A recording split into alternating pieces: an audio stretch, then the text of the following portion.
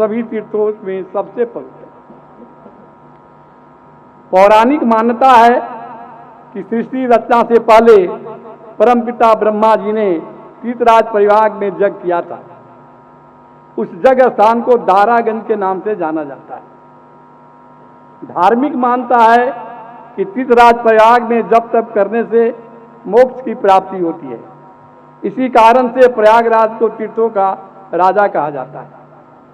तीर्थराज प्रयाग का पूर्ण महाकुंभ को दुनिया का सबसे बड़ा अध्यात्म और धर्म का समागम माना जाता है। महाकुंभ में सामाजिक भेदभाव या पक्षपात की कोई जगह नहीं होती। यहाँ सभी जाति के लोग एक समान होकर एकता का पर्व मनाते हैं। इसलिए एकता एवं धर्म का सबसे बड़ा समागम कहा जाता है। सनातन धर्म के अनुसार इसका संबंध समुद्र मंथन से भी जुड़ा हुआ है। यह एक प्रमाणिक सत्य है कि त्रेता युग में भगवान श्री रामचंद्र जी का प्राकट अयोध्या के धराधाम पर राजा दशरथ जी महाराज के आंगन में हुआ था, जिसे साकेत धाम के नाम से भी जाना जाता है। इस बात का प्रमाण आज से लगभग 450 वर्ष पूर्व विक्रम संवत 1631 में बाबा तुलसीदास जी महाराज द्वारा लिपिबद्ध की गई रामचरितमानस महाग्रंथ से प्राप्त होता है। यह मान्यता है कि रामचरितमानस की रचना जिस लग्न और मुहूर्त और नक्षत्र में दिन मंगलवार को किया गया था, वह प्रभु श्री रामचंद्र के जन्म लग्न मुहूर्त और नक्षत्र से मिलता जुलता है। आज भी संयोग से राम कथा प्रारंभ होने जा रहा है। आज का दिन मंगलवार ही। यह मान्यता है कि रामचरितमानस की रचना जिस लग्न और मुहूर्त नक्षत्र में दिन मंगलवार को किया गया था, वह प्रभु श्री रामचंद्र के जन्म लग्न मुहूर्त और नक्षत्र से मिलता जुलता है। अयोध्या के जिस धराधाम पर बैठकर बाबा तुलसीदास जी महाराज ने रामचरितमानस महाग्रंथ को लिपिबद्ध करना शुरू किया था, वह स्थान आज भी तुलसी उद्यान के नाम से मशहूर है। यह भी प्रमाण मिलता है कि बाबा तुलसीदास जी महाराज ने रामचरितमानस की रचना अयोध्या धाम के धराधाम से शुरू कर वाराणसी के तुलसी घाट, जहाँ पर मानस मंदिर है, एवं चित्रकूट के गुप्त गुफा तुलसी गुफा में बैठकर संपन्न की थी। यह भी एक पौराणिक कथा है। एक बार प्रयागराज में तपस्वी ऋषि जागवल्ल्य जी को भरद्वाज ऋषि ने यह पूछकर विस्मय में डाल दिए थे कि मुनिवर, आप कौन रामचंद्र जी को भगवान मानते हैं? मैं तो अयोध्या के राजा श्री दशरथ जी के आंगन में खेलने वाले श्री रामचंद्र जी को जानता हूं। क्या वही रामचंद्र जी हैं या कोई और है? यह पूछने पर ऋषि जागवल्ल्य जी ने मुस्कुराते हुए कहा था कि मुनिवर, वैसे तो आप सब जानते हैं, परंतु मैं इसकी जुड़ी एक दूसरी कथा सुनाता हूं कि भगवान श्री शंकर जी जब माता सती के साथ नासिक जनपद स्थित पंचवटी के ऊपर से आकाश मार्ग से कैलाश के यात्रा पर थे, तभी अचानक भगवान शंकर जी की दृष्टि माता सीता जी के अपहरण हो जाने के कारण प्रभु रामचंद्र जी के उद्विग्न अवस्था पर पड़ गई। तत्पश्चात बाबा शंकर जी अपने दोनों हाथों को जोड़ते हुए प्रभु श्री रामचंद्र भगवान को पुष्पक विमान से ही प्रणाम किए थे। इस प्रकार से बाबा को प्रणाम करते देख माता सती जी संशय में पड़कर बाबा से यह पूछ बैठी थी कि स्वामी, आप तो स्वयं जगत पिता हैं, परंतु महाप्रभु संबोधित कर आप किसे प्रणाम कर रहे हैं? इस पर बाबा ने माता सती जी का संशय दूर करते हुए अवगत करवाया था कि देवी, मैं शंकर हूँ और मैं ही राम भी हूँ। यह भी मेरा ही अवतार है। यह भी मान्यता है कि माता का सती होने की घटना से भी यह कथा जुड़ी हुई है। धार्मिक, आध्यात्मिक और सांस्कृतिक दृष्टि से प्रभु रामचंद्र जी के चरणों में समर्पित होने के फलस्वरूप बिहार राज्य के पटना जनपद स्थित आदर्श ग्राम जमालपुर के धराधाम पर मैं श्री शिव नारायण शर्मा एवं उनके पुत्र पौत्र तथा पुत्र वधुओं के दृढ़ संकल्प और समस्त वत्स गोत्रीय परिवार के सहयोग से AMS हॉस्पिटल के लिए नवनिर्मित भवन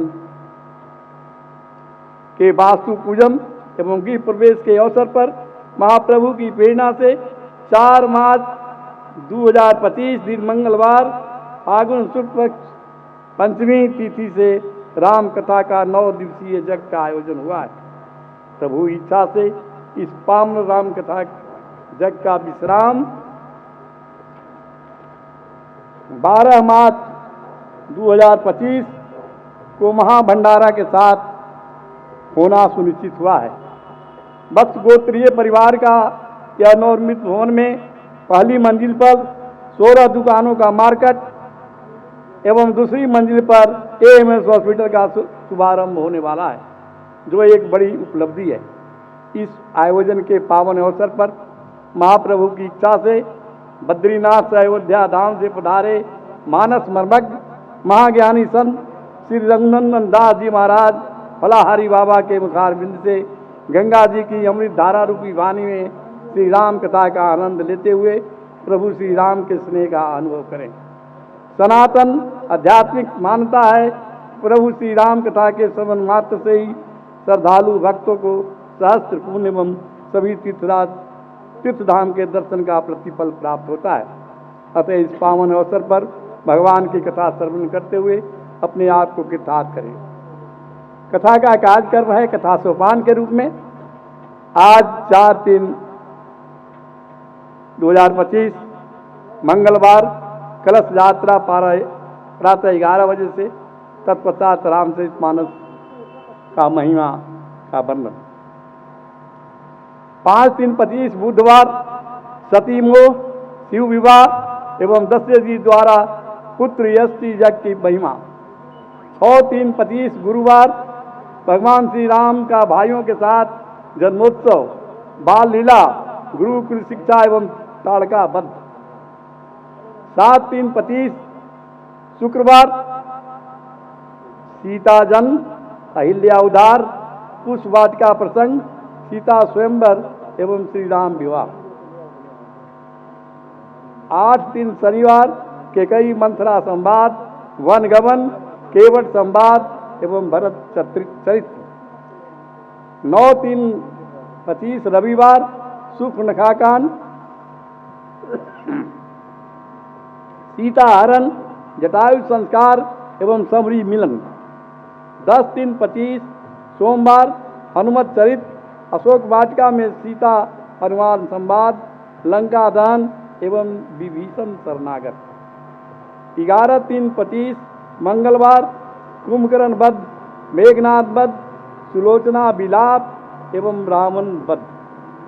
12/3/25 बुधवार श्री राम राज्य अभिषेक, पूर्णाहुति हवन यज्ञ एवं भंडारा 4 बजे से प्रारंभ। कथा प्रतिदिन शाम 3 बजे से 7 बजे तक। 12/3/2025 को प्रातः 11 बजे से तथा महाभंडारा 4 बजे से प्रभु के इच्छा तक।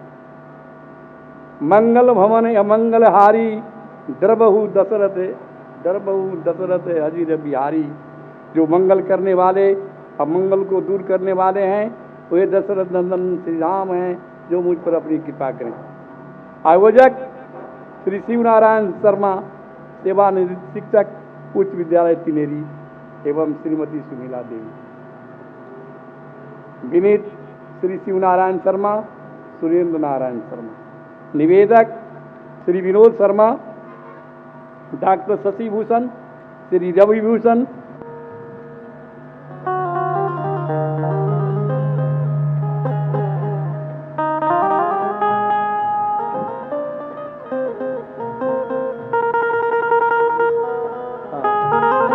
मैं रामकृपाल जी से आग्रह करूंगा कि शुभ अवसर पर संत शब्दों को संबोधित करें।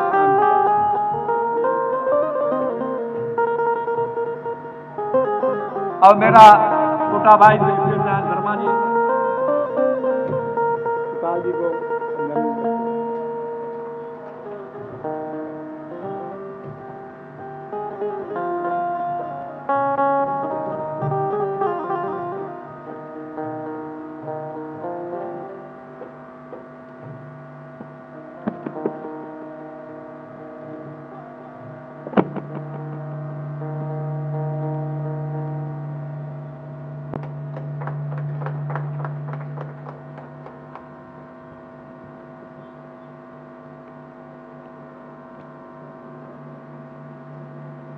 परम आदरणीय इस राम कथा में उपस्थित व्यासपीठ पर बैठे आदरणीय महाराज जी, आयोजनकर्ता पितातुल श्री श्रीनारायण शर्मा जी, श्री सुरेंद्र नारायण शर्मा जी, विनोद जी, शशि जी, रवि जी और उनके परिवार के अन्य सभी सदस्य, मंच पर उपस्थित सभी महाराज जी के आए हुए सम्मानित सहयोगी साथी और आज के इस राम कथा में उपस्थित सभी बुजुर्गन, नौजवान मित्रों, देवी और सज्जनों, मेरा यह सौभाग्य है कि आज राम कथा के इस पवित्र अवसर पर आने का अवसर मिला और आपकी इजाजत से दो शब्द कहने का अवसर मिला। मैं सबसे पहले आदरणीय महाराज जी का और इनके सभी सहयोगियों का यहाँ तेनेरी ग्राम और आसपास से जमालपुर ग्राम, आसपास से आए हुए सभी लोगों की तरफ से आपका हार्दिक अभिनंदन है और आपके प्रति आभार व्यक्त करना चाहते हैं कि आप व्यस्तम समय से अपना महत्वपूर्ण समय निकाल करके कई दिनों तक राम कथा के माध्यम से हम सब लोगों का मार्गदर्शन करेंगे। भगवान राम के संदर्भ में कुछ कहने की जरूरत नहीं है। आदरणीय शिवनारायण बाबू ने अभी विस्तार से आज के इस आयोजन के महत्वपूर्ण बिंदु रखा और भगवान के बारे में भी अपना उद्बोधन के माध्यम से कुछ रखने का काम किया है। मैं आज के इस अवसर पर बहुत कुछ नहीं कहते हुए हम भगवान से आराधना करते हैं कि आपको सबके कर्णधार हैं, सबका पार लगाया है, सभी को आपका आशीर्वाद मिले, सभी लोग सुख समृद्धि शांति अमन चैन से रहें और ये पूरा इलाका लोगों का जीवन उसमें रहे, सभी के घरों में खुशहाली की दीपक जले और हमारे बच्चे पढ़े लिखें, आगे बढ़ें। यही आशीर्वाद आपके माध्यम से, भगवान के नाम के माध्यम से हम चाहेंगे। ये राम कथा का सफल आयोजन हो, इसकी कामना करते हुए आप जब कई दिनों तक राम कथा सुनेंगे तो सुनिए जरूर, मगर आत्मसात भी करिए। भगवान राम के कई, इस पूरे कथा में कई उनके व्यक्तित्व का, उनके आचरण का, उनके व्यवहार का, उनके गुणों का, उनके मार्गदर्शन का आपको लाभ मिलने वाला है। हम सब लोग उसको आत्मसात करके अपने जीवन सफल करें, यही कामना के साथ जिस उद्देश्य से ये कार्यक्रम रखा गया है राम कथा, शिवनारायण बाबू और उनके छोटे भाई ने रखा है, उनके परिवार के लोग रखा है, उद्देश्य की पूर्ति हो। बहुत महत्वपूर्ण सोच के तहत राम कथा हुआ है और एक अंत में कह करके सनातन धर्म मजबूत हो, बहुत चोट लगाने की कोशिश की जा रही है और आपने सचमुच कहा, आज हम सब लोग जागे हैं, जागते रहें। जो प्रयागराज में महाकुंभ की चर्चा आपने किया, 65 करोड़ लोग डुबकी लगाए और भगवान का स्मरण किए, अभूतपूर्व था। और शायद मैं सनातनी हूं, भगवान को मानता भी हूं, और आज तक मैं प्रयागराज नहाने नहीं गया। मेरी पत्नी, मेरे परिवार के लोग जाते थे, मैं नहीं जाता था। मैं बिना नहाए हुए, बिना पूजा किए हुए अन्न नहीं ग्रहण करता, मगर नहीं किया था। अद्भुत शक्ति थी जो प्रयागराज में हमारे जैसे नहीं जाने वाले लोग, करोड़ों लोग भगवान के कुछ प्राप्ति हो, अमृत स्नान करने का अवसर मिला। और ये कम बड़ी बात नहीं है। हम सब लोग सनातन को जगा कर रखें और सब सनातनी एक रहे, इसी कामना के साथ हम बाबा के प्रति आभार व्यक्त करते हैं, महाराज जी के प्रति, और भगवान के चरणों में प्रणाम करते हुए इस आयोजन में इतना सम्मान पूर्वक आपने मेरा स्वागत किया, मौका दिया। हम आयोजकों को विशेष तौर पर आभार करते हुए, अपनी चर्चा का खास तौर पर आभार करते हुए अपनी बात समाप्त करते हैं। जय श्री राम।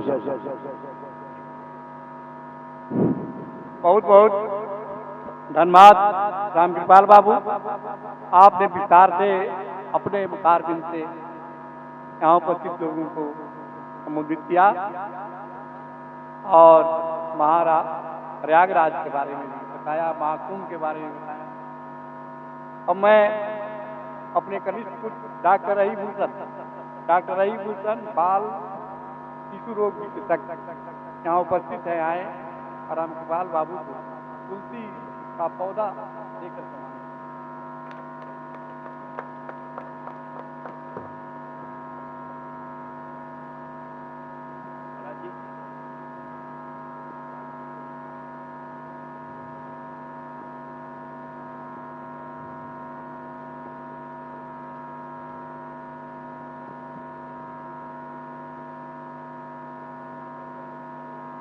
अब हमारे भाई, छोटे भाई परम आदरणीय हमारे पूर्व सांसद श्री रामकृपाल जी के चरण हमारे हॉस्पिटल के पास अभी अभी आ गए, जो बहुत खुशी की बात है। लेकिन हम लोग का कार्यक्रम थोड़ा विलम्ब होने के कारण महाराज जी की ट्रेन लेट हो गई, इसके चलते थोड़ी कार्यक्रम विलम्ब हुई। बहुत सौभाग्य की बात है कि सभी गोस्वामी तुलसीदास जी महाराज ने इस ग्रंथ का नाम रखा रामचरितमानस। इसका नाम लिखा रामचरितमानस। हेलो, यानी राम तक पहुंचने के लिए 3 सोपान बनाया। सबसे पहले मानस, इसके बाद चरित्र और इसके बाद राम।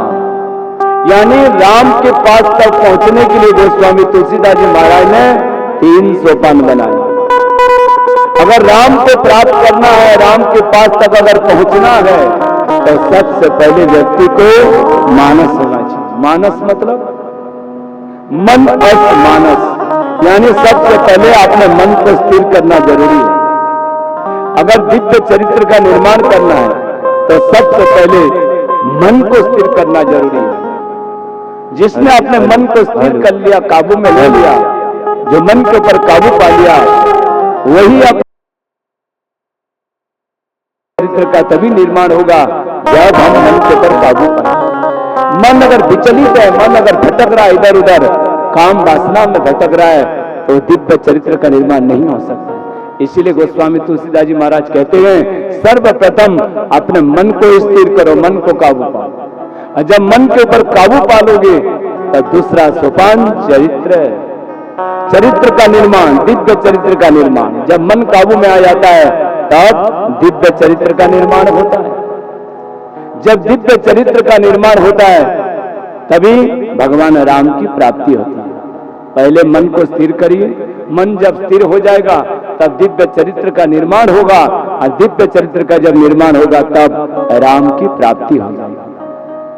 तो रामचरित्र मानस लिखा, तो महात्मा जी ने इसको एक वृक्ष की उपमा दी। जैसे वृक्ष में जड़ें होती है, थड़ भाग होता है, शाखाएं होती है, पत्र होते हैं, पुष्प होते हैं, फल होते हैं। तो इस रामचरित्र मानस रूपी जो वृक्ष है, कल्प वृक्ष है, इसकी जो जड़ है वो बालकांड है। आप देखेंगे वृक्ष के जो जड़ें होती है वो गहराई तक जाती है, उसका कोई था नहीं पा पाता, अंत नहीं पा पाता। वैसे ही बालकांड भी अथाह है, उसका कोई भी अंत नहीं पा पाता। दिनों दिने नवम नवम वृक्ष के जो थर्ड भाग है वो अयोध्या कांड है। अयोध्या कांड यानी देखेंगे आप, वृक्ष के जो थर्ड भाग होता है, मध्य भाग होता है, वो स्थिर होता है, अटल होता है, हिलता डोलता नहीं है। तो रामायण में भी अयोध्या कांड में एक सिद्धांत है। कौन सा सिद्धांत? रघुकुल रीति सदा चलिया प्राण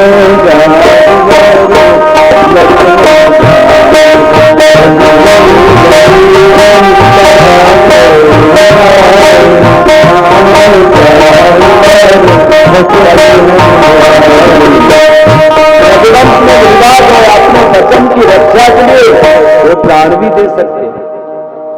ये अयोध्या कांड में एक अटल सिद्धांत है। इसीलिए ये जरूरी है कि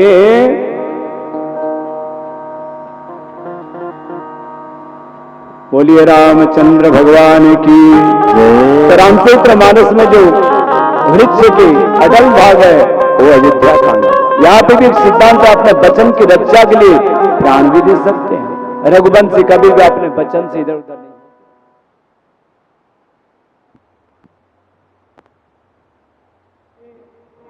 अनेक शाखाएं, अनेक प्रसंग अरण्य कांड में फूट पड़ी, अनेक प्रसंग आए हैं।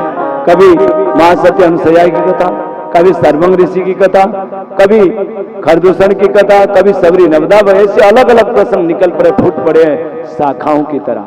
तो ये जो अरण्य कांड है वृक्ष की शाखाएं हैं, पत्र जो है किष्किंध्या कांड है, और पुष्प जो है सुंदर कांड है, खुशबू से भरा हुआ कांड, दिव्य कांड। और लंका कांड जो है वो फल है। आप पूछोगे कि लंका कांड फल, लंका कांड में तो कई राक्षसों का संहार हुआ है, फल कैसे? मरना कोई फल होता है क्या? देखिए, जो राक्षस भगवान के हाथों से मारे गए उन सबको मुक्ति मिली है, और मुक्ति ही जीवन का सही फल है। और उत्तरकांड जो है ये रस है, यानी प्रेम रस है, यानी पूरे रामचरितमानस को पढ़ोगे तो उसका उत्तर जवाब क्या है, तो उत्तरकांड है, यानी उत्तरकांड में उसका जवाब मिलता है। प्रेम रस से भरा हुआ कांड है। तो गोस्वामी तुलसीदास जी महाराज ने आज रामचरितमानस की महिमा के बारे में गान करने के बाद आइए जिस महात्मा ने इस ग्रंथ की रचना की है, गोस्वामी तुलसीदास जी महाराज जो पहुंचे हुए संत हैं, ऐसे विलक्षण संत ने इस रामचरितमानस की रचना की और पूरे विश्व को प्रदान किया। जब समय था, एक मुट्ठी चना मांगने के लिए जब गली गली जाते थे तो एक मुट्ठी चना भी कोई नहीं देता था। लेकिन जब राम की कृपा हुई गोस्वामी तुलसीदास जी महाराज के ऊपर, तब राजा महाराज लोग उनकी पूजा करने लगे, उनको पूजने लगे, आदर देने लगे, सारे समाज में उनका आदर हुआ। तो गोस्वामी तुलसीदास जी महाराज के चरणों में वंदना की, और वंदना करने के बाद रामचरितमानस का प्रारंभ करते हुए गोस्वामी तुलसीदास जी महाराज लिखते हैं, श्री गणेशाय नमः, श्री जानकी वल्लभ विजयते,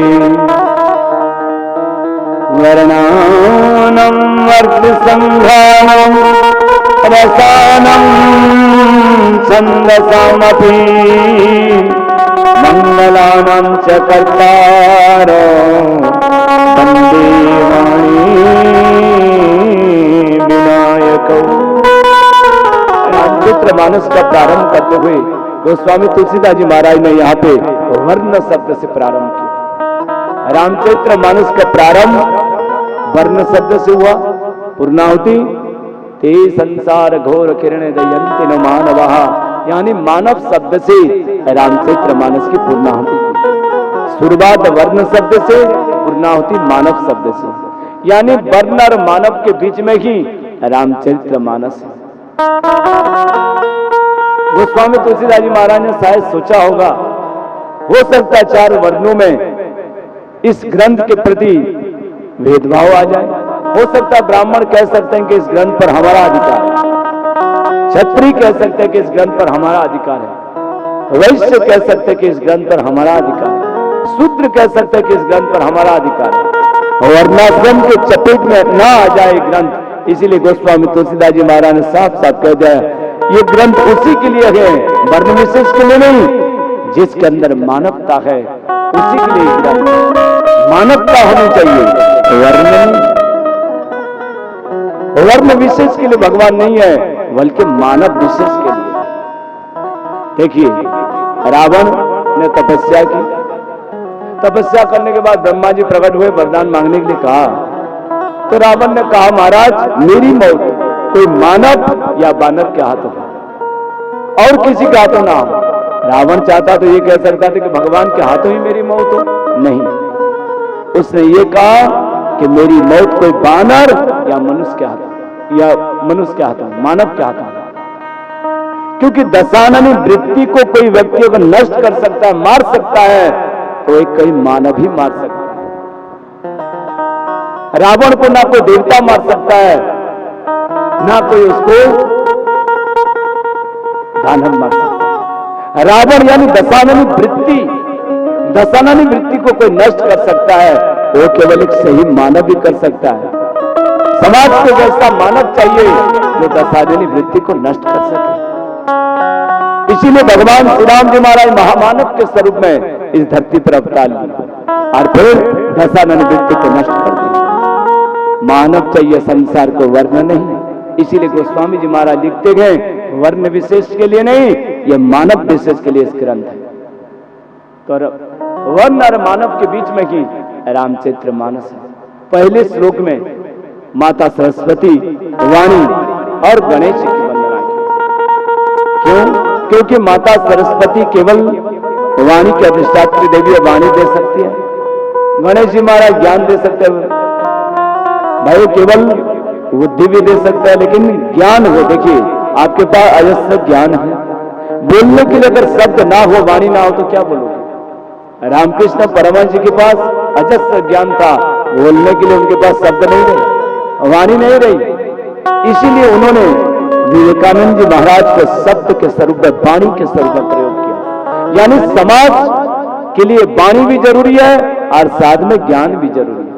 वाणी से समाज का कल्याण होगा और ज्ञान से अपना कल्याण होगा। इसलिए गोस्वामी तुलसीदास जी महाराज ने प्रथम श्लोक में ज्ञान और गणेश यानी सरस्वती यानी वाणी की अधिष्ठात्री देवी सरस्वती, वाणी की स्तुति की और गणेश की स्तुति की। मुझे ज्ञान भी चाहिए और वाणी भी चाहिए। दूसरे श्लोक में भगवान शंकर और पार्वती जो श्रद्धा और विश्वास के स्वरूप है, जिनके बगैर योगी पुरुष भी परमात्मा का अनुभव नहीं कर सकता है, वो भगवान शिव और पार्वती जो श्रद्धा और विश्वास के स्वरूप है, उनकी वंदना की। तीसरे श्लोक में नित्य गुरु, शाश्वत गुरु भगवान शंकर की स्तुति की, जिनके मस्तक पर द्वितीय चांद सुशोभित है। ऐसे भगवान शंकर की स्तुति करने के बाद सीताराम जी के गुणगान रूप अरण्य में नित्य विहार करने वाले आदिकवि वाल्मीकि जी और हनुमान जी महाराज के चरणों में गोस्वामी तुलसीदास जी महाराज ने वंदना की, उनकी स्तुति की। संसार का उद्भव करने वाली, संसार की रचना करने वाली, सृष्टि की रचना करने वाली, पालन करने वाली, संहार करने वाली आदिशक्ति, सभी क्लेशों को हरण करने वाली आदिशक्ति सीता की स्तुति की।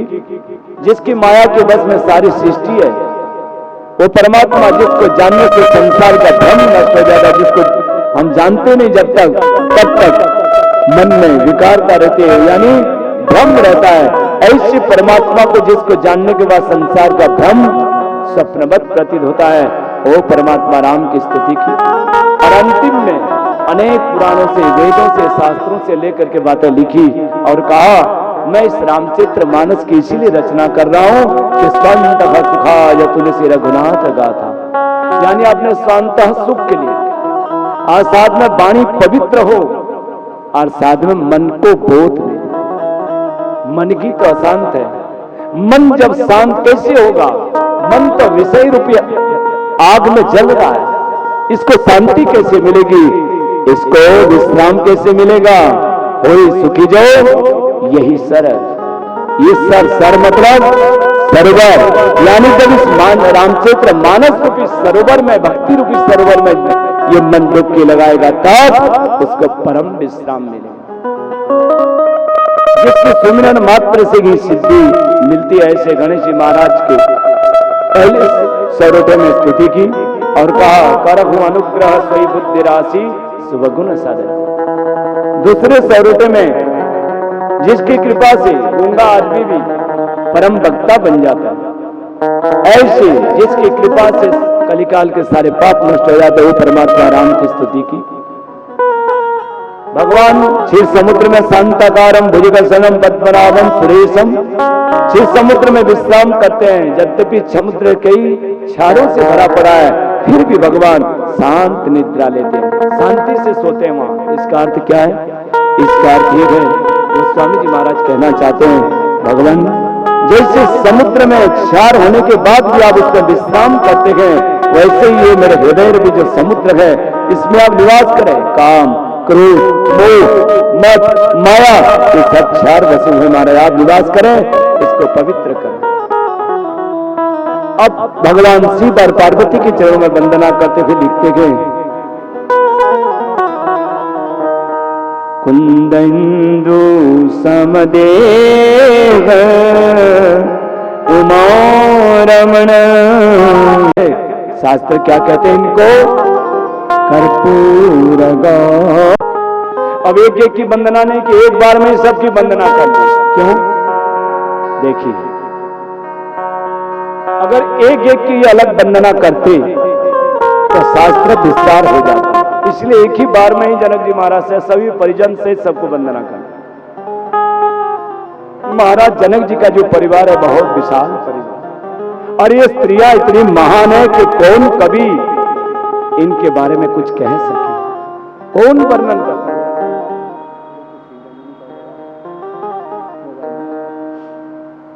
कौन वर्णन कर सकता है? सब महान स्त्रियां हैं। जैसे भवन हम बनाते हैं, तो भवन जब बनाते हैं तो सबसे पहले हम नींव की खुदाई करते हैं। नींव खोदने के बाद फिर उसमें पानी आदि डाल करके, फिर शिला जो भी है डाल करके, फिर उसके ऊपर धीरे धीरे धीरे धीरे नींव रख करके फिर मकान बनाते हैं। उसके ऊपर मकान जब बन जाता है तो लोग दीवारों पर, खिड़कियों पर, दरवाजों पर रंग रंगादी करते हैं। पर किसी को आपने आज तक देखा? किसी ने आज तक नींव पर कलर किया? नहीं। दरवाजों पर, दीवारों पर, खिड़कियों पर लोग रंग रंगादी करते हैं, नींव पर नहीं। क्यों? क्योंकि नींव पर रंग करने का मतलब है मकान को गिराना। रामायण भी एक भवन है। इस रामायण रूपी भवन में अनेक खिड़कियां, दरवाजे हैं, दीवारें हैं। तो स्वामी तुलसीदास जी महाराज, वाल्मीकि आदि, इन सब महान कवियों ने अपनी कलम से इनमें रंग रंगादी की, लेकिन किसी ने भी नींव पर रंग रंगादी करने का प्रयास नहीं किया, क्योंकि इस नींव पर उर्मिला, मांडवी, स्तुतिकीर्ति, ये सब महान स्त्रियां। कौन कवि के कलम में शक्ति है कि इनका कुछ कह सके या कलर रंग बिरंग कर सके? जहां गोस्वामी से रहा नहीं गया वहां वंदना कर दी बस। किसी ने कलर बलर करने का प्रयास नहीं किया। नहीं, महान स्त्रियां, इन सब महान स्त्रियों के चरणों में गोस्वामी तुलसीदास जी महाराज ने वंदना की, और वंदना करने के बाद आगे ऐसे वंदना करते करते अब लिख दिया, योग भोग महा राखे। योग और भोग के बीच में, योग और भोग के बीच में जनक जी महाराज के बारे में कहते हैं, महाराज जनक जो है वो जोगी थे। कुछ महात्मा लोग कहते हैं जोगी थे, और कुछ लोग कहते हैं कि ये तो भोगी थे। वास्तविकता ये है, वो ना जोगी थे ना भोगी थे। बाहर से लगते थे कि ये भोगी है, लेकिन अंदर से पूर्णतः राम के चरणों के अनुरागी थे। ना वो जोगी थे ना भोगी थे, वो तो राम के चरणों के अनुरागी थे। वो राम प्रेम प्रकट हो गया जब जनकपुर नगरी में भगवान राम पहुंचे, तो राम को देख करके उनका मन उस ब्रह्म सुख से हट करके राम में लीन हो गया। जैसे आग राख के अंदर छुपी हुई, फूंक मारे आग, राख उड़ जाए, आग प्रकट हो जाए, वैसे भी जो राम प्रेम है वो जो छुपा हुआ था, वो जब राम को देखे जनक जी महाराज ने, वो सब दूर होकर सीधे वो राम प्रेम अंदर से ही प्रकट हो गया, सामने राम को देख करके आकर्षित हो। राम के चरणों में अतूट प्रेम है जनक जी महाराज का। वो बाहर से भोगी लगते थे, जोगी लगते थे, लेकिन वास्तविकता ये है कि वो तो राम के चरणों के अनुरागी थे, राम के चरणों के अनुरागी थे। तो गोस्वामी तुलसीदास जी महाराज ने एक ही बार में ही सबके चरणों में वंदना कर दी, क्योंकि शास्त्र विस्तार हो जाता है, इसीलिए एक एक करके नहीं, एक बार में ही सबके चरणों में वंदना की। और आप भरत जी के चरणों में प्रणाम करते गोस्वामी जी महाराज लिखते हैं, प्रणबहु प्रथम भरत के चरणा। अब मैं भरत जी की वंदना कर रहा हूं। जासु नेम व्रत जाई न वरन, जिसके नेम और व्रत वर्णन नहीं किया जा सकता। ध्यान दीजिए, भरत जी महाराज एक ऐसे संत, ऐसा महापुरुष, ऐसा त्यागी है जिनके नेम और व्रत को वर्णन नहीं किया जा सकता। गोस्वामी जी महाराज भी कहते हैं मैं वर्णन नहीं कर सकता। ऐसे महापुरुष जब भगवान श्री राम जी महाराज 14 साल के लिए बन के और चले गए, अब भरत जी महाराज भगवान की आज्ञा से पादुका को स्थापित करके पादुका की सेवा में लगे हैं, लेकिन अयोध्या में नहीं, तो नंदीगांव में जाकर निवास कर पादुका की नित्य सेवा करते, तीनों माताओं के गुरुदेव की सेवा करते, प्रजाजनों की देखभाल करते, अयोध्या की देखभाल करते, लेकिन रहते नंदीग्राम। और दिन ब दिन बीत रहे, राम के विरह को, उस कठिन विरह को सहन कर, कि राम से वियोग सहन करना भरत के लिए बहुत कठिन है। 13 साल तक जैसे तैसे उन्होंने अपने समय को बिताया राम विरह में, लेकिन 14वें साल प्रथम दिन भरत से रहा नहीं। भरत ने मन में विचार कर लिया कि अब मैं जीवित नहीं रह पाऊंगा, अब इस शरीर को मैं मिला दूंगा। मन में विचार किया, कुछ बोला नहीं, बस अयोध्या में जाकर के पादुका की सेवा की, तीनों माताओं की सेवा की, गुरुदेव के चरणों की सेवा की, और फिर वापस अपने कुटिया पर आए, बैठे हैं, प्रतीक्षा कर रहे। स्वामी रामचंद्र जी महाराज जब कृष्ण विरह को सहन नहीं कर पाए, तब दौड़ करके उन्होंने अपने शरीर को गंगा जी में मिला। आज भरत जी महाराज भी राम विरह को सहन नहीं कर पाए, दौड़ पड़े, सरजू की तरफ दौड़ पड़े। जैसे ही सरजू जी में छलांग लगाने की कोशिश की, 2 आदमियों ने हाथ को पकड़ लिया, नहीं महाराज, हम आपको छलांग लगाने नहीं देंगे। वातावरण शांत हुआ, कौन है आप, कुछ भी आप पूछिए, हम आपको छलांग लगाने नहीं देंगे। और आप हैं कौन? पादुका। पादुका? मैं तो पादुकाओं की बातों को उनसे पूछ पूछ करके सेवा करता हूं। पादुका यहां कहां?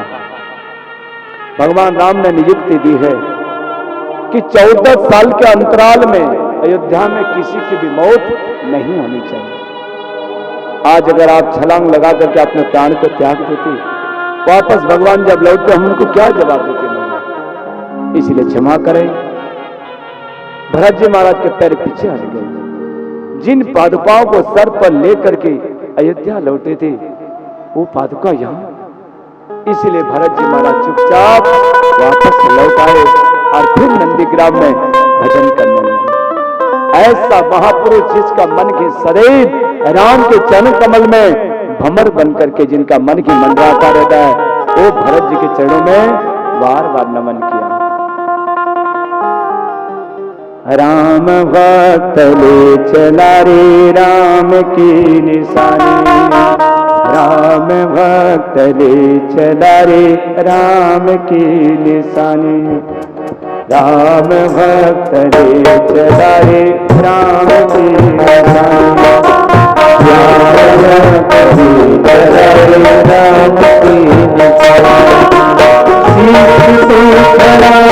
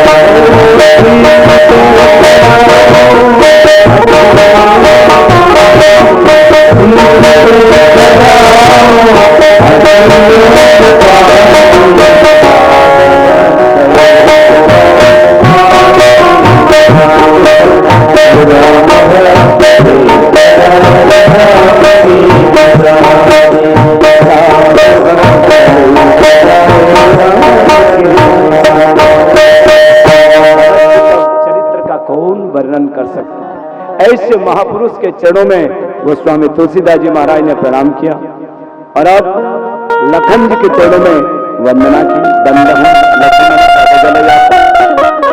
लखन जी के चरणों में वंदना की और कहा शीतल सुभग भगत सुखदाता। शीतल यानी के भरत लखन जी के चरण कैसे हैं? शीतल, शीतल सुभग सुंदर और भगत सुखदाता भक्तों को सुख देने वाले। आप जरा सोचिए, गोस्वामी तुलसीदास जी महाराज लिखते हैं लखन जी के जो चरण थे अति वो सुंदर थे। केवल आज 2 दिन, केवल 2 दिन खेत में घूम करके आओ तो पैरों की सलामती नहीं रहती है। 14 साल तक नंगे पैर भगवान श्री राम जी के पीछे पीछे लखन जी महाराज चलते रहे, फिर भी उनके पैरों की सलामती रही होगी। वो सुंदर रहे होंगे, कैसे सुंदर रहे होंगे, कैसे सलामत रहे होंगे। पर गोस्वामी जी महाराज लिखते हैं अति सुंदर चरण कमल संसार में उन्हीं का ही सुंदर है जो सदैव भगवान के पीछे पीछे चले। लखन जी के चरण अति सुंदर है। लखन धरती के भार को हरण करने के लिए ही मनुष्य के सर पर ऋषिजनों को मारने के लिए यहाँ धरती पर राम के पीछे पीछे चल रहे हैं।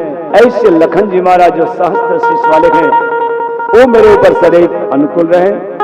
और अब रिपुसुदन शत्रुघ्न जी के चरणों में प्रणाम करते गोस्वामी जी महाराज लिखते हैं रिपुसुदन पद कमल नमा सूर सुशील भरत अनुगामी। यानी शत्रुघ्न जी के चरणों में वंदना करके लिखते हैं रिपुसुदन बता रहे हैं। अब जरा सोचो तो शत्रुघ्न जी ने तो कहीं पर भी रामचरित्र मानस में किसी को मारा नहीं है। देखो तो किसी को मारा है नहीं। हाँ, वाल्मीकि रामायण में जरूर लिखा है कि उत्तरकांड में उन्होंने उत्तर रामायण में लिखा है कि लवणासुर का उन्होंने वध किया था। बाकी रामचरित्र मानस में कहीं पर भी नहीं लिखा है किसी को उन्होंने मार दिया। रामचरित्र मानस में 3 शत्रु है, तारका, शूर्पणखा, मंथरा। तारका और शूर्पणखा ये बाहर के दुश्मन है, मंथरा भीतर के दुश्मन है। शूर्पणखा के नाक कान को लखन काट दिए, पर ये मंथरा को ना राम मार पाए ना लखन मार पाए। तो इसकी पिटाई किसने की थी? शत्रुघ्न। सच्चा शत्रुघ्न वो है जो अपने भीतर, मंथरा यानी लोभ, ध्यान दीजिए, तारका यानी क्रोध, शूर्पणखा यानी काम। काम और क्रोध जो ये बहिर्दुश्मन है, और जो मंथरा लोभ के प्रतीक है वो भीतर के दुश्मन है। ध्यान दीजिए, काम और क्रोध जो है बाहर से प्रकट होते हैं। जैसे किसी के सुंदर रूप को देखकर काम बढ़ गया, लेकिन कुछ देर के बाद शांत हो जाता है। क्रोध, कोई चीज टूट गई, क्रोध आ गया, कुछ देर के बाद शांत हो जाता है। लेकिन लोभ कभी भी शांत होता ही नहीं। काम बात कथा लोभ अपार। लोभ तो अपार है, उसको तो कोई पा ही नहीं सकता है। उत्तराखंड में गोस्वामी जी महाराज लिखते हैं, काम बात कप लोभ अपार। लोभ अपार है, उसको पार पाना बहुत कठिन है। एक को अगर आप मान लो एक इच्छा को पूरी कर भी लिए तो दूसरी इच्छा तुरंत सामने आ जाएगी। ये इच्छाएं कभी मरती ही नहीं है। इसीलिए इकोनॉमिक्स में लिखा आंसर अनलिमिटेड, यानी इच्छाएं अनगिनत है, उसका अंत है कि नहीं। अंत कब होता है? जब मनुष्य का अंत हो जाता है। इच्छाओं का भी अंत हो जाता है उसी के साथ, वैसे इच्छाएं मरती नहीं। तो शत्रुघ्न जी महाराज ने मंत्रा रूपी इस लोक की पिटाई की थी, इसीलिए सच्चे शत्रुघ्न। भीतर के दुश्मन के ऊपर जो विजय पा लेता है, जो उसका दमन कर सकता है, जो उसको दमन कर ले, वही सच्चा शत्रुघ्न है। शत्रुघ्न जी के चरणों में प्रणाम किया और अब हनुमान जी के चरणों में प्रणाम करते हुए लिखा, महावीर बिन रघुनाथ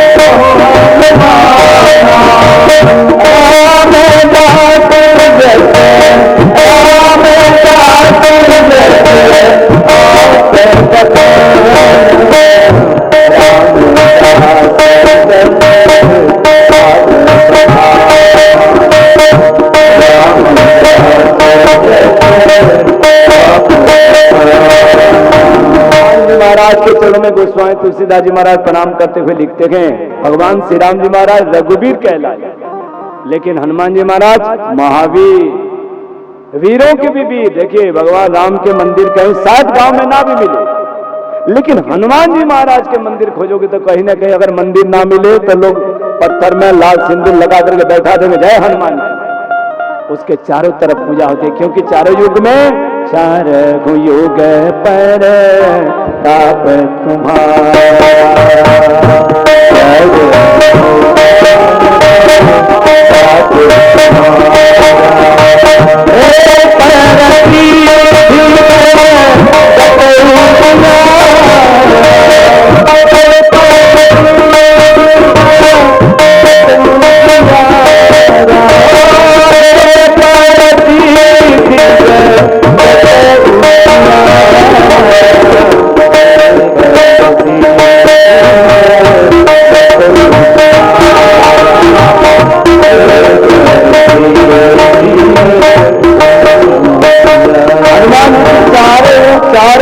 प्रताप तुम्हारा।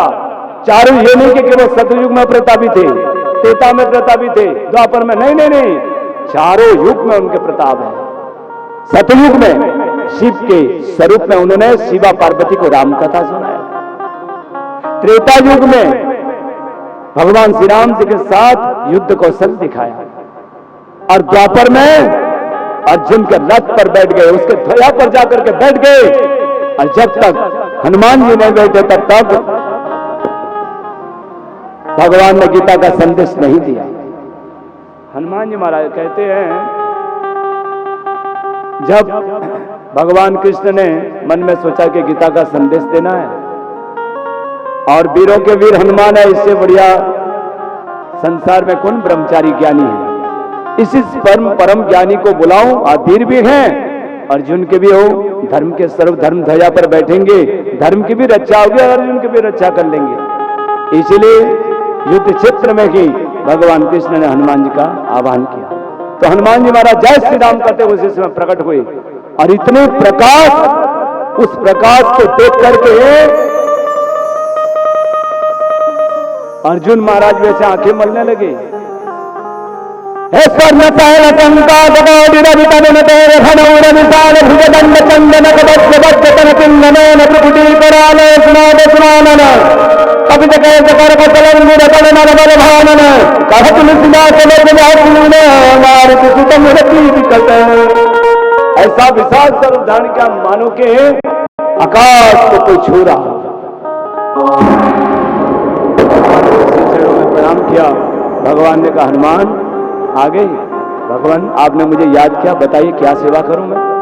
हनुमान इस युद्ध क्षेत्र में मैं अब अर्जुन को गीता का संदेश देने जा रहा हूं।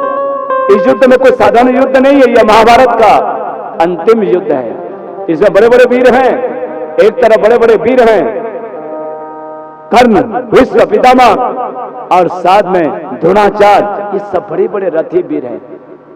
और ये अधर्म के पक्ष में, दूसरी तरफ धर्म के पक्ष में पंचु पांडव और इसी पंचु पांडवों के साथ मैं हूं। इसीलिए तुम्हारा इस धर्म ध्वजा पर निवास करना बहुत जरूरी है। इसीलिए हनुमान आओ इस ध्वजा पर बैठो, जो आज्ञा प्रभु। जय श्री राम कहते हनुमान जी महाराज आके ध्वजा पर बैठ गए। तब उन्होंने गीता का संदेश दिया, युद्ध प्रारंभ हुआ। और कलियुग में सीधे राम कथा में आकर के बैठ गए। कहीं पर भी राम चर्चा चलती है, हनुमान जी महाराज वहां जरूर आते हैं। कहीं पर भी राम कथा चलती है, निश्चित रूप से राम कथा सुनने के लिए आते, क्योंकि राम कथा के राम कथा सुनी देखो राम लखन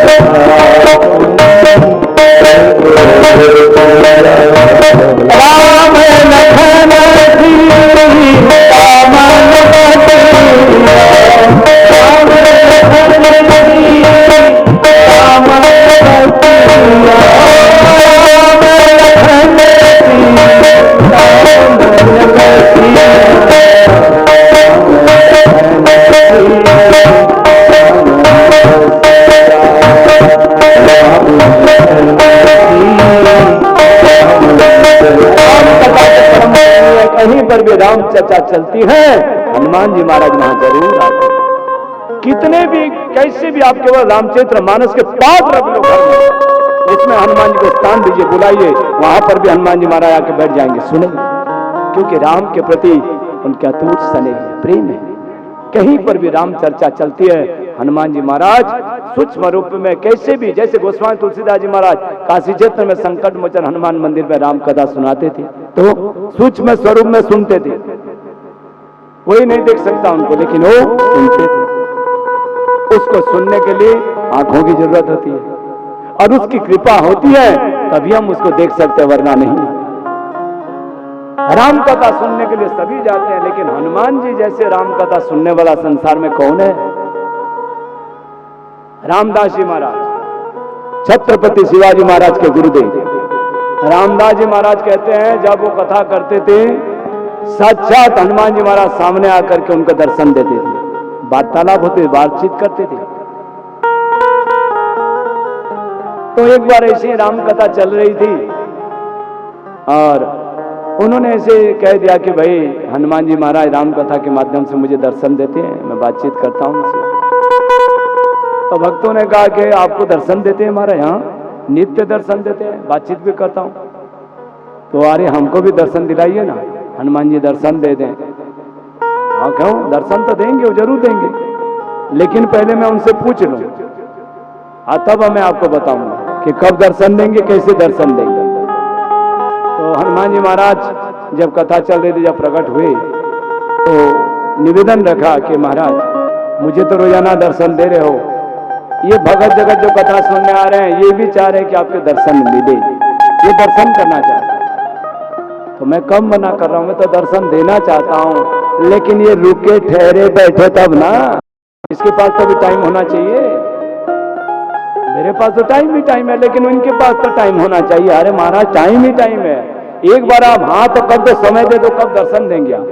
हनुमान जी ने कहा 3 दिन के बाद मैं आऊंगा कथा में और मैं सब भक्तों को दर्शन दूंगा। बस आऊंगा, मैं कब आऊंगा नहीं बताऊंगा, आऊंगा जरूर। ठीक है महाराज। अब यहाँ पे सभी गांव वालों को कह दिया कि भाई 3 दिन के बाद हनुमान जी महाराज आ रहे हैं, वो दर्शन देंगे कथा में सभी भक्तों को, आप सभी लोग आना। अब तीसरे दिन पूरे गांव के लोग के हनुमान जी महाराज आज दर्शन देंगे, इसीलिए भीड़ लग गई। चारों तरफ लोग ही लोग, पूरा पंडाल खचाखच।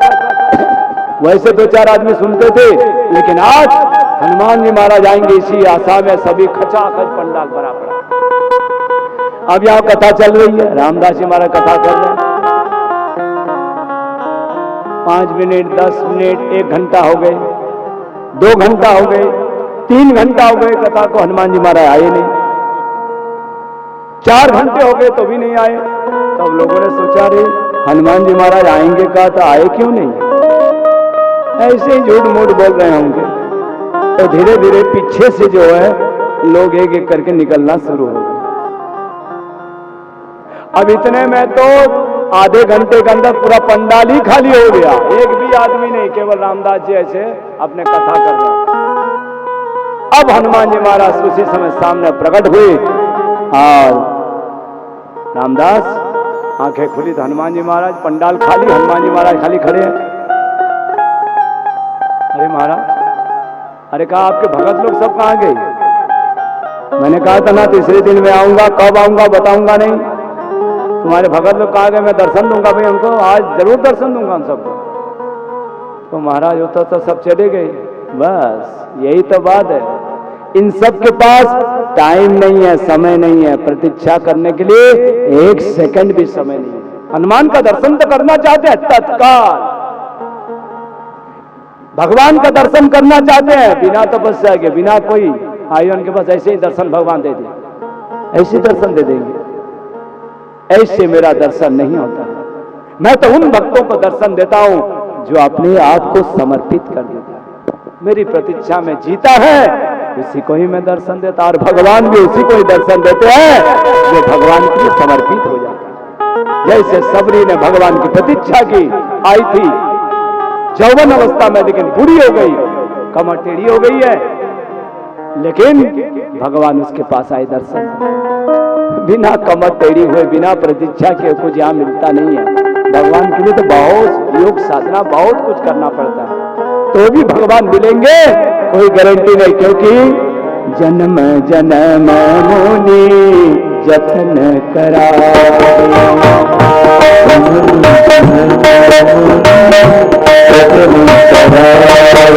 जन्म जन्म ऋषि मुनि जतन करते, फिर भी राम नाम नहीं निकलता था उनके समय में, कोई गारंटी नहीं है। लेकिन एक श्रद्धा और प्रेम के वक्त में, जहां श्रद्धा है, प्रेम है, भगवान के हरि कीर्तन है, वहां जरूर भगवान आते हैं। तो हनुमान जी महाराज भी दर्शन उसी को देते हैं जहां राम की गाथा होती है। राम गाथा सुनने के लिए वो तत्पर हो जाते, कहीं पर भी राम चर्चा होती है वो जरूर आते हैं। इसी राम कथा के माध्यम से उन्होंने गोस्वामी तुलसीदास जी महाराज को दर्शन दिया।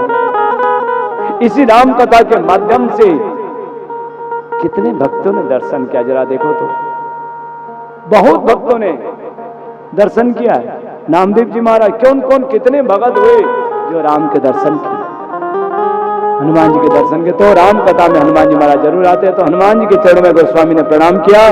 प्रणव पवन कुमार खलवन पावक ज्ञान घन, जासु हृदय आगार बस राम सर चाप धर, यानी जिसके हृदय में सरे धनुष बाण लेकर के भगवान राम निवास करते हैं, ऐसी हनुमान जी महाराज की स्तुति की, जिनको ये खलबन को जलाने के लिए जिनका ज्ञान की अग्नि के समान है। तो हनुमान जी के चरणों में प्रणाम किया। बोलिए हनुमान।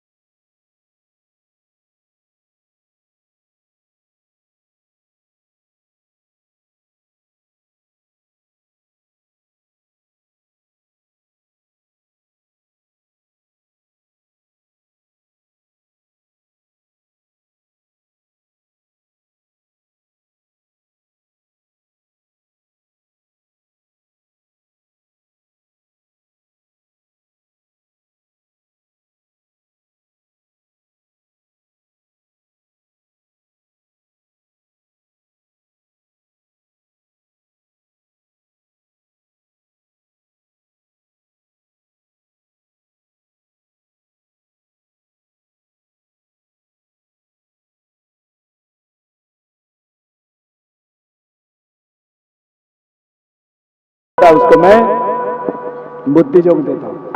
तो निर्मल बुद्धि जो है भगवान ही दे सकते हैं। तो माता सीता जी के चरणों में वंदना की, निर्मल बुद्धि की कामना की, और अब मन क्रम वचन से मैं प्रभु राम जी को भजन कर रहा हूं। पुनि मन वचन कर्म रघुनायक चरण कमल बंदों सब जा। यानी सब प्रकार के किसी के चरण भजने जैसा है तो वो है राम जी के चरण। तो राम के चरणों में वंदना की, और वंदना करने के बाद गिरा अरत। जल और लहर देखने में अलग लगते हैं, लेकिन वैसे कि सीता और राम ये देखने में दोनों अलग लगते हैं, लेकिन एक ब्रह्मो द्वयो नास्ति। वंदना की सीताराम की, और अब राम नाम की वंदना करते हुए देखते हैं। बंदा नाम राम रघुवर को हेतु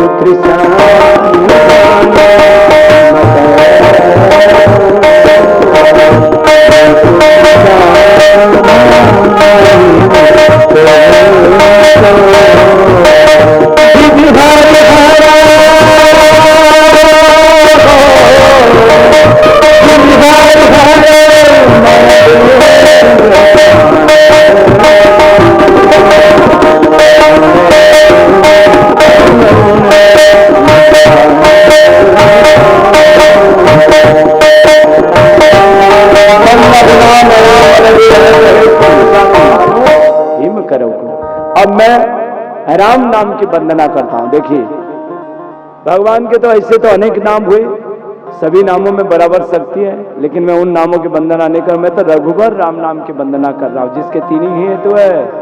हेतु कृष्णानु भानु ही मकर को सूर्य भगवान में क्षमता है कि वो अंधकार को दूर करके दिन बना देते हैं, प्रकाश देते हैं। पर सूर्य भगवान में ये क्षमता नहीं है कि वो अज्ञान रूपी अंधकार को दूर कर सके। उसके लिए तो राम नाम की शरण में जाना पड़ेगा। राम नाम में यह शक्ति है कि वो अज्ञान रूपी अंधकार को दूर कर दे। हेतु कृषाणु अग्नि में यह क्षमता है कि पंचभौतिक पदार्थों को जला डालते हैं, पर अग्नि में यह क्षमता नहीं है कि मन से, कर्म से, वचन से जो पाप होते हैं उसको जला सके। उसके लिए तो राम नाम की शरण में जाना पड़ेगा। राम नाम में यह शक्ति है कि मन से, कर्म से, वचन से जो भी पाप होते हैं उसको जला करके भस्म कर देते हैं। चंद्र हिमकर, चंद्र में यह क्षमता है कि दिन के तापों को हरण करके रात्रि में चंद्र शीतलता प्रदान करता है, पर चंद्र में यह क्षमता नहीं है कि वो त्रितापों को हरण कर सके। दैहिक, दैविक, भौतिक, त्रिताप, इन तीन तापों को हरण करने के लिए केवल राम नाम की शरण में जाना पड़ेगा। राम नाम में यह शक्ति है कि दैहिक, दैविक, भौतिक तापा राम राज न आहू। रामराज का एक काल था जिसमें दैहिक, दैविक, भौतिक ताप किसी को भी नहीं सताई थी। राम नाम की वंदना की। भगवान शंकर भी महामंत्र को 24 घंटे जाप करते हैं, अविनाशी बन गए। राम नाम की अपार शक्ति है। वो स्वामी जी महाराज लिखते, भगवान राम ने तो केवल एक अहिल्या का उद्धार किया। राम नाम से कितने कुमति रुपए अहिल्या तर गए। भगवान राम ने धनुष को तोड़ा, लेकिन कई साधकों ने अपने अहंकार, राम नाम के प्रताप से अपने अहंकार रूपी सी धनुष को तोड़ा। भगवान राम जब तक सेतुमान बांधे नहीं तब तक लंका के ऊपर चढ़ाई नहीं कर पाए। नाम लेने से, नाम लेता भव सिंधु सुखाई, नाम लेने से तो भव समुद्र सूख जाता है। भगवान राम ने रावण कुंभकर्ण आदि राक्षसों का संहार किया।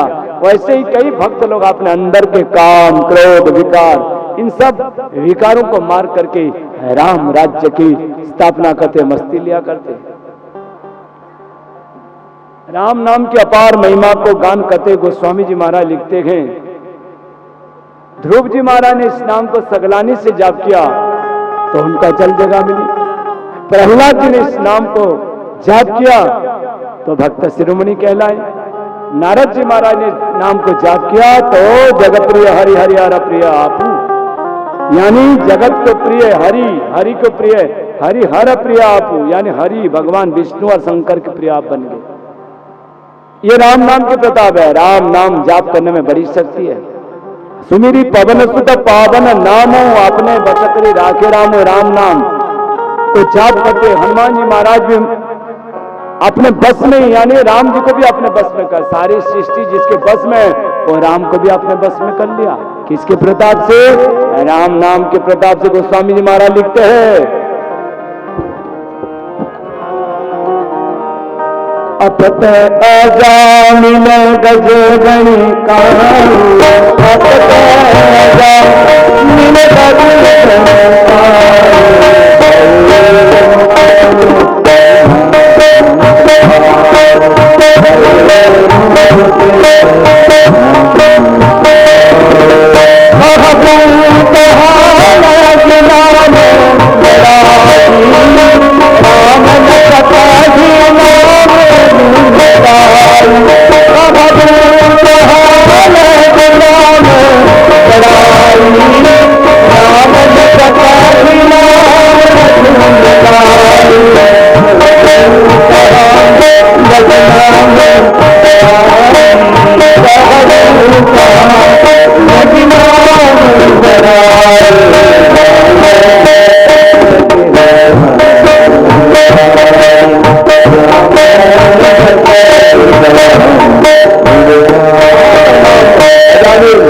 गज गणिका, ये राम नाम के प्रताप से ये सब कर गए। कहां तक वर्णन किया जाए, स्वयं भगवान राम भी थक जाएंगे गाते गाते।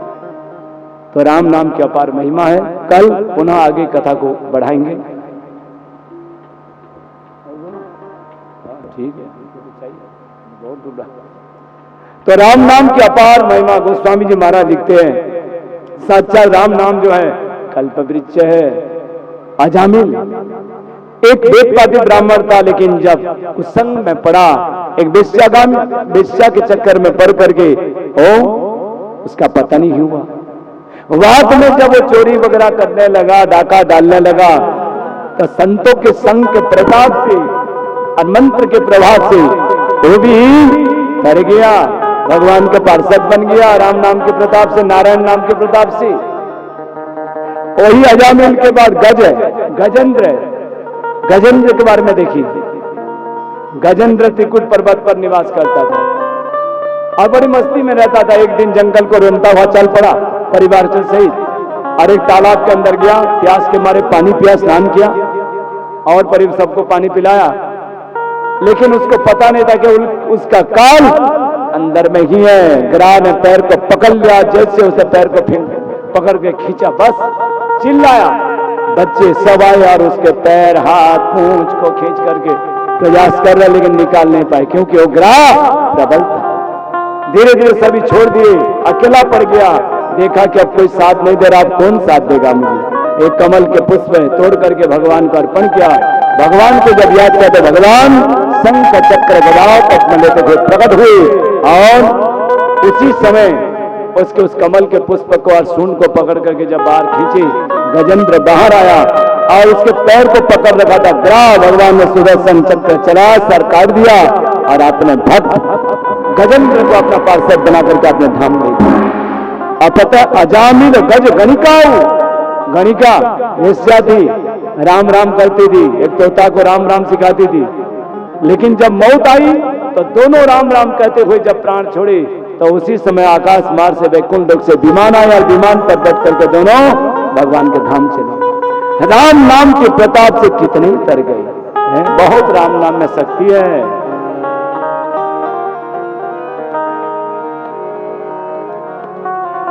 राम राम सीता राम, राम राम सीता राम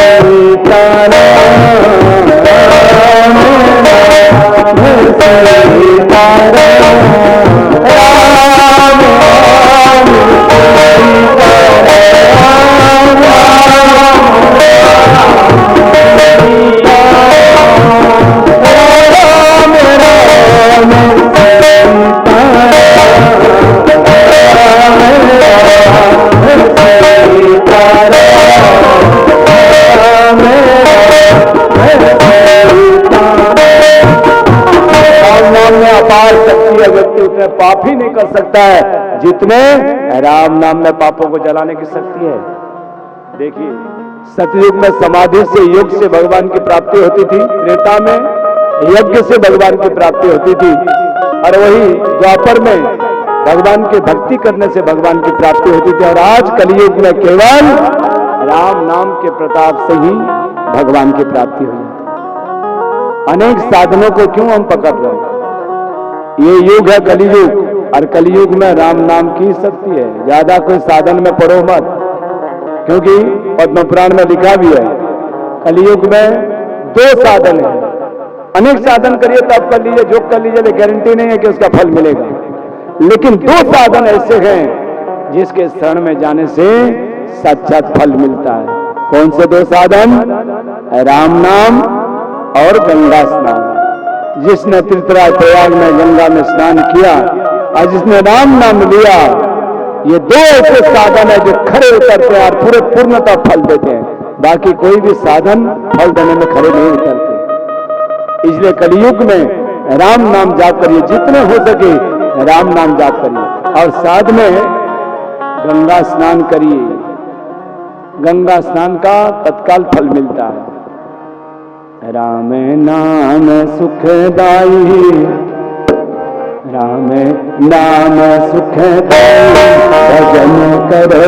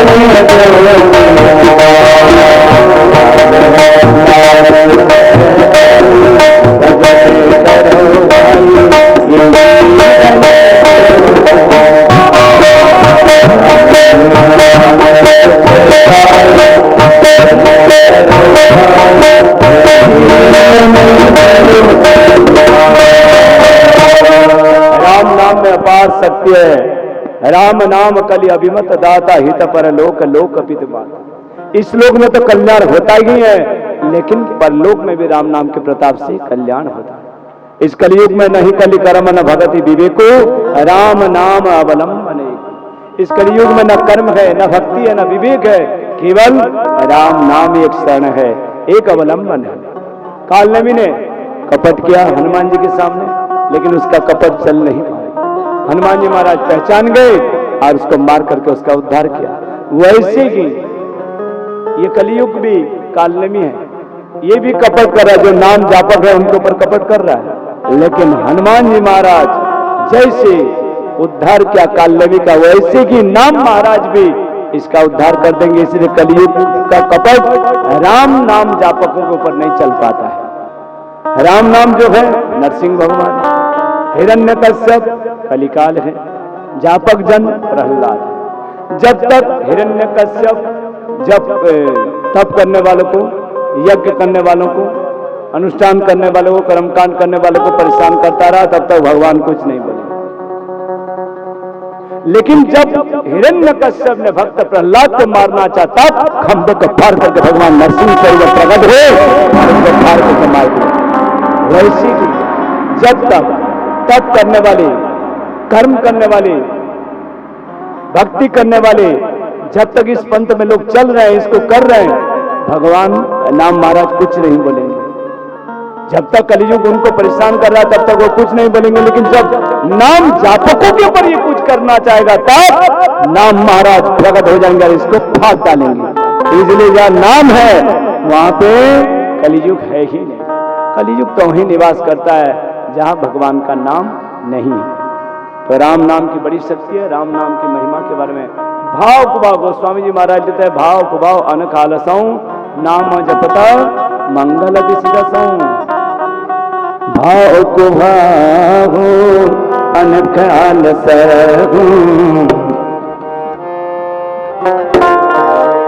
हो भाव कुभाव अनख आलसों।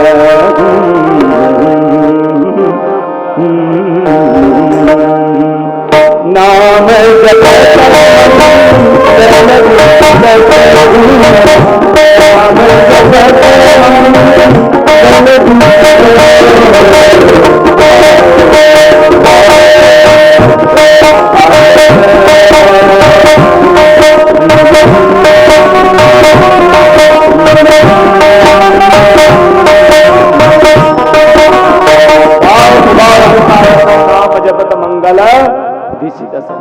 भाव से कुभाव से अनख से आलस से कैसे भी भगवान नाम का लिया जाए, दसों दिशा में मंगल होते हैं। नाम महाराज की वंदना की और गोस्वामी तुलसीदास जी महाराज अब इस कथा को आगे ले चलते हैं।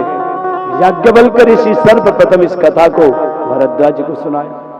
भगवान शंकर ने बहुत कृपा करके काकभूषण जी को इस कथा को दी, देवी पार्वती को इस कथा को सुनाया।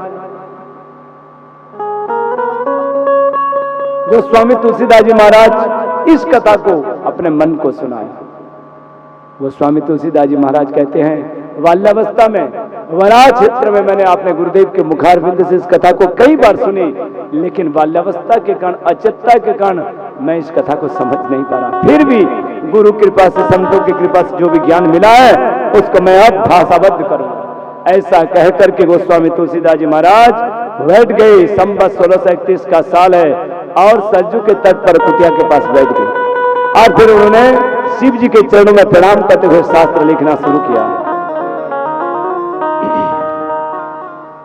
संवत 16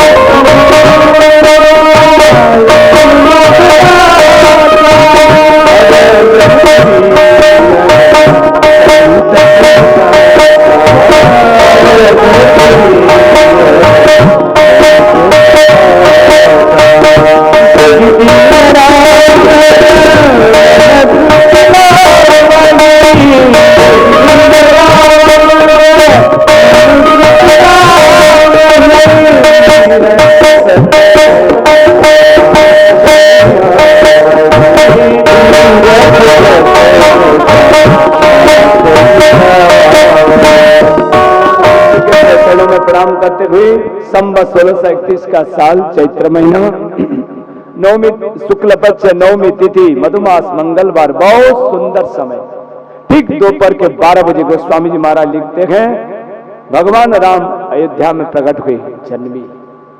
बोलिए रामचंद्र भगवान की जय। आज जिस दिन भगवान राम अयोध्या में प्रकट होते हैं उसी दिन यही दिन राम जन्म सुति गावै तीरथ सकल। कहाँ चलिए आप, सारे तीरथ वहां आ जाते हैं, असुर नाग खग नर मुनि देवता सभी आकर के सादर सरजू में स्नान करते और भगवान राम के गुणगान करते, राम भगवान के दर्शन करते। गोस्वामी तुलसीदास जी महाराज लिखते गए सभी सादर सरजू में स्नान करते, राम को हृदय में धारण करके मन भवन वरदान पाते। गोस्वामी तुलसीदास जी महाराज ने शास्त्र की रचना की और शास्त्र जब पूर्ण हुआ तो ग्रंथ का नामकरण किया। क्या नाम रखा? रामचरित मानस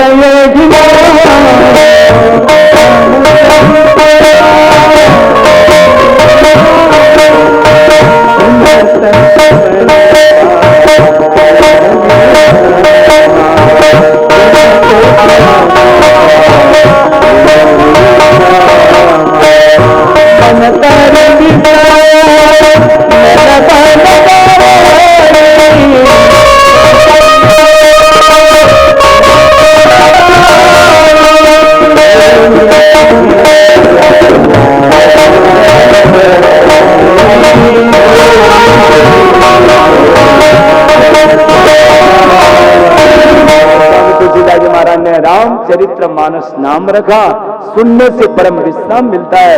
एक हाथी जंगल में भ्रमण करता था, घूमता था मस्ती में, और एक दिन अचानक जंगल में आग लग गई तो आग को देख करके हाथी घबराया, कहाँ जाऊं, भागूं तो आग के लपेट से शरीर जल जाएगा। फिर सोचा कि चलो भाग जाऊं तो अच्छा रहेगा, नहीं तो कहीं जल करके मरना ही होगा। इससे तो अच्छा अगर भाग जाऊं तो चमड़ी जले गिर के बच जाऊंगा। हाथी दौड़ना शुरू किया और आग को पार कर गया, पर उसकी चमड़ी जल गई। चमड़ी जब जल गई, मांस दिखाई दिए, मक्खी मच्छर काटने लगे, जलन होने लगी। अब क्या करे, कहाँ जाए, इससे तो अच्छा मैं मर जाता, अच्छा रहता, करूं क्या। तब वो दौड़ना शुरू किया। दौड़ना जब शुरू किया, मक्खी मच्छर काट रहे थे और जलने से शरीर में जलन हो रही थी, तो सीधे सामने दौड़ता दौड़ता एक सरोवर दिखाई दिया, सरोवर के अंदर प्रवेश कर गया। मक्खी मच्छर उड़ गए और जो जलन हो रही थी तो पानी ठंडा था, इसलिए उसको ठंडक मिली, जलन से शांति मिली। यह हाथी कोई और नहीं है, यह अपना मन की वो हाथी है जो विषय रूपी आग में जल रहा है। इसको सुख कब मिलेगा? वो सुखी जो ये ईश्वर पर जात इस भक्ति रूपी रामचरित्र मानस रूपी सरोवर में डुबकी लगाएगा, तभी ये सुखी होगा। भगवान शंकर ने इस रामचरित्र मानस को रच करके अपने मन में रखा। समय पा करके, अवसर पा करके देवी पार्वती को सुनाया। राम कथा को आगे बढ़ाते हुए सीधे तीर्थराय प्रयाग के तट पर ले चलते हैं। तीर्थराय प्रयाग के तट पर एक महान तपस्वी संत भरद्वाज ऋषि रहते हैं। भरद्वाज ऋषि मन क्रम वचन से राम के चरणों में भगत हैं।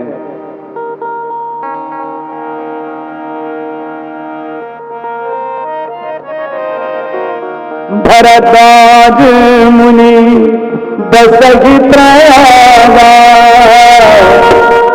तिनहि राम पदति अनुरागा, तिनहि राम पदति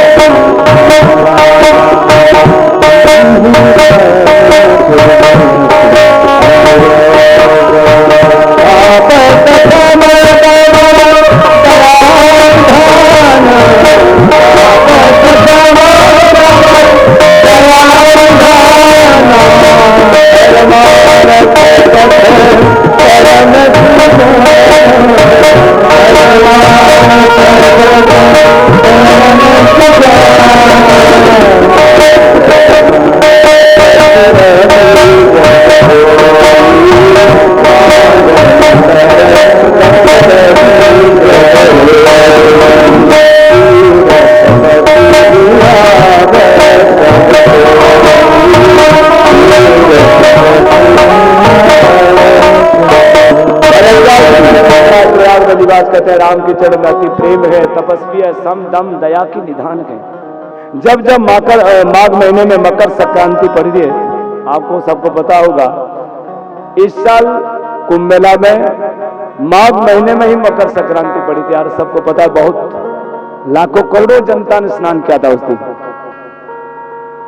तो जब जब माघ महीने में मकर संक्रांति पड़ती है तब तीर्थपति ही, आप सबको तीर्थपति यानी तीर्थराज प्रयाग में सभी लोग आते हैं और स्नान करते, डुबकी लगाते हैं और साथ में अक्षयवट की परिक्रमा, माधव भगवान की पूजा करते हैं और फिर सीधे भरद्वाज जी के आश्रम में जाती। भरद्वाज ऋषि सबको आदर देते, बिठाते और फिर संत महात्मा जब इकट्ठे होते हैं तो क्या होता है, कथा वार्ता चलती है। तो ऐसे कई बार माघ स्नान हुआ, विश्व भर के संत महात्मा आए। एक बार की घटना, विश्व भर से संत महात्मा आए, माघ महीने में मकर संक्रांति पड़ी और बड़ी भीड़, सभी ने तीर्थराज प्रयाग में स्नान किया। स्नान करने के बाद वेणी माधव की पूजा की और अक्षयवट की परिक्रमा लगाई। यहाँ श्री भरद्वाज जी के आश्रम पर आए, भरद्वाज ने सबका आदर किया, सम्मान दिया, चरण पकार करके बिठाए और फिर महात्मा लोग जब इकट्ठे होते तब क्या होता है, अरे ब्रह्म निरूपण धर्म विधि धर्म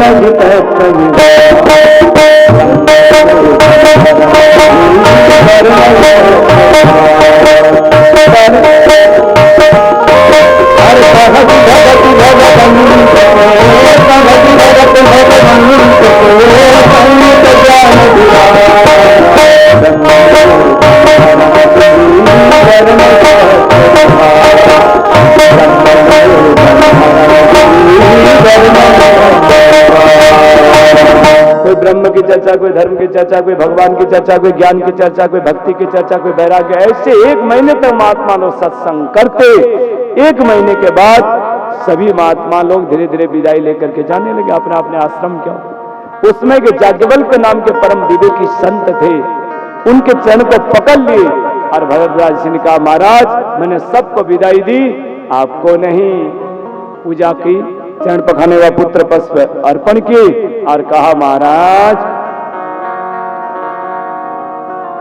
नाथ एक संशय बड़ मोरे सर्वत वेद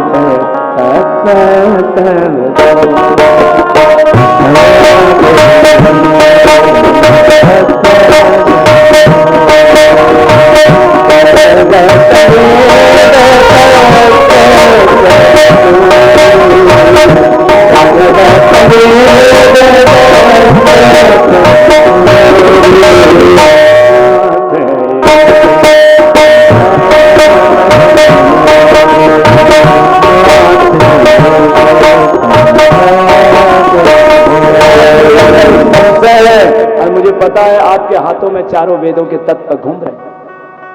आपसे पूछने में डर भी लग रहा है और लज्जा भी आ रही है। लज्जा इसीलिए आ रही है कि इतने महात्माओं के साथ सत्संग करने के बाद संशय नहीं मिटा और नहीं पूछता हूं तो बड़ा अनर्थ हो रहा है। डर भी लग रहा है कि कहीं नाराज ना हो जाओ। अच्छा, और महाराज नहीं पूछता हूं तो बहुत बड़ा अनर्थ हो रहा है, क्योंकि संतों ने, वेदों ने, पुराणों ने, शास्त्रों ने ऐसा कहा है कि संत का सनीति प्रभु पुराण मुनि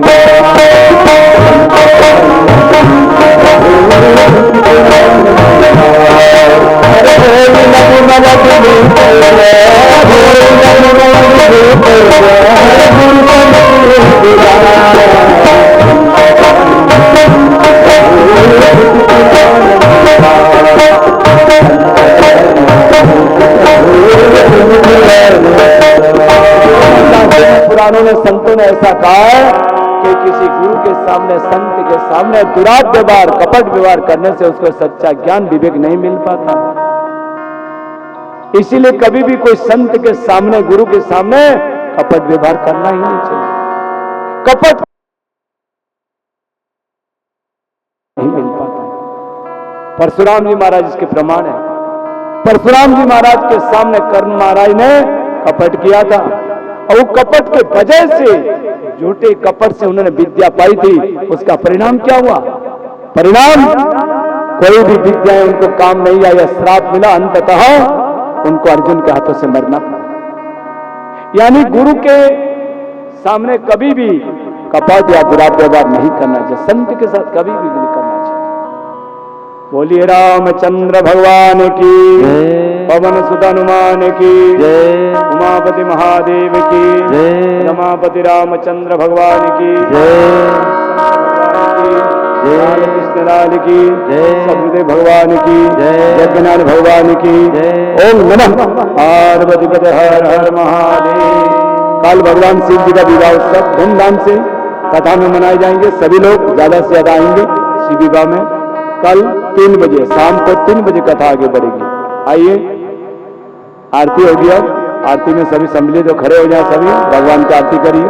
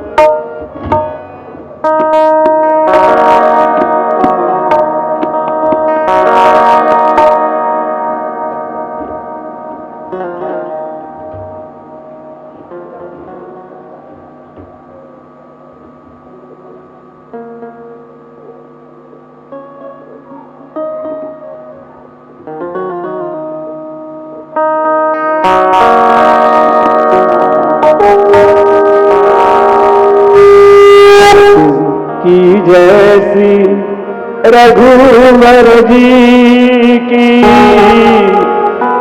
दशरथ नंदन जानकी वर की।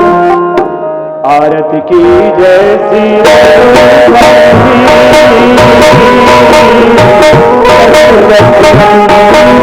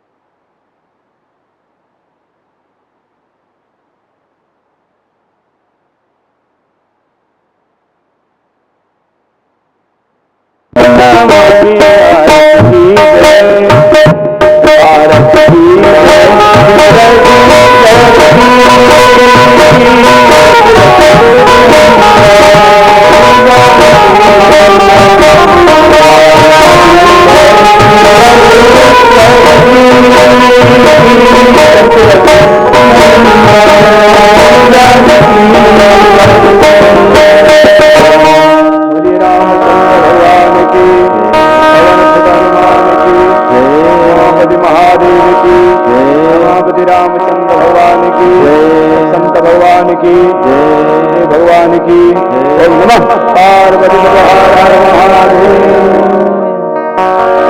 सभी लोग